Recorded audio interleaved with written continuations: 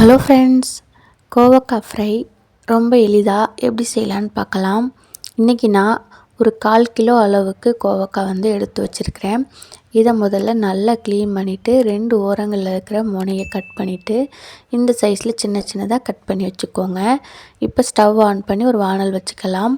3 table spoon அளவுக்கு எண்ணெய் ஊற்றி கடுகு போட்டு பொரிஞ்சதுக்கப்புறம் நம்ம கட் பண்ணி வச்சுருந்த கோவக்காய் அதை எடுத்து உள்ளே போட்டுக்கலாம். கோவக்காய் ரொம்பவே டேஸ்ட்டாக இருக்கும். இது நம்ம ரச சாதத்துக்கு, சாம்பார் சாதத்துக்கெல்லாம் ரொம்பவே டேஸ்ட்டாக இருக்கும். அது மட்டும் இல்லாமல் சாதத்தை கூட பிசைஞ்சு சாப்பிடவும் ரொம்ப சூப்பராக இருக்கும்.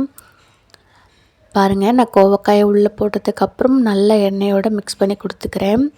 இது கொஞ்சம் வேகிறதுக்கு கொஞ்சம் டைம் எடுக்கும். அதனால் நம்ம ஒரு மீடியம் ஃப்ளேமில் வச்சுட்டு ஒரு 10 நிமிஷத்துக்கு கொஞ்சம் கொஞ்சம் அப்பப்போ கிண்டி கொடுத்துட்டே இருக்கலாம்.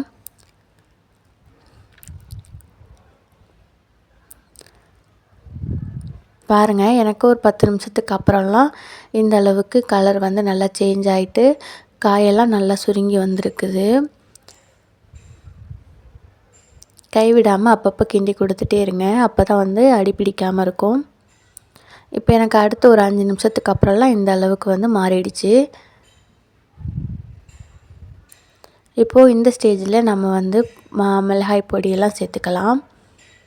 முன்னாடியே நம்ம சேர்த்துட்டோம் அப்படின்னா மிக்ஸ் பண்ணி கொடுக்கும் பொழுது நமக்கு அடி பிடிக்க ஆரம்பிச்சிடும். அந்த கார ஸ்மெல்லெல்லாம் வீடு ஃபுல்லாக பரவும். அதனால் இந்த அளவுக்கு வதங்கி வந்ததுக்கப்புறம் நம்ம மசாலா பொடி சேர்த்துக்கலாம். ஸ்டவ்வை சிம்மில் வச்சுக்கோங்க. 1 டேபிள் ஸ்பூன் அளவுக்கு மிளகாய்த்தூள், 1 டேபிள் ஸ்பூன் அளவுக்கு மல்லித்தூள், 1/4 டீஸ்பூன் மஞ்சள் தூள், 1/2 டீஸ்பூன் கரம் மசாலா தூள், 1/2 டீஸ்பூன் ஜீரகத்தூள், நம்ம கோவக்காய்க்கு தேவையான அளவுக்கு உப்பு. நார்மலாக மற்ற காய்கறிகளுக்கு சேர்க்கிறத விட கொஞ்சம் எக்ஸ்ட்ரா காரம் உப்பெல்லாம் இதுக்கு தேவைப்படும். ஏன்னா இது தண்ணி காய்ங்கிறதுனால கொஞ்சம் சப்புட்ட மாதிரி இருக்கும் கம்மியாக சேர்த்துட்டோன்னா. அதை மட்டும் கொஞ்சம் நல்லா மிக்ஸ் பண்ணி கொடுத்துட்டு காய் எடுத்து டேஸ்ட் பண்ணி பார்த்து அட்ஜஸ்ட் பண்ணிக்கோங்க.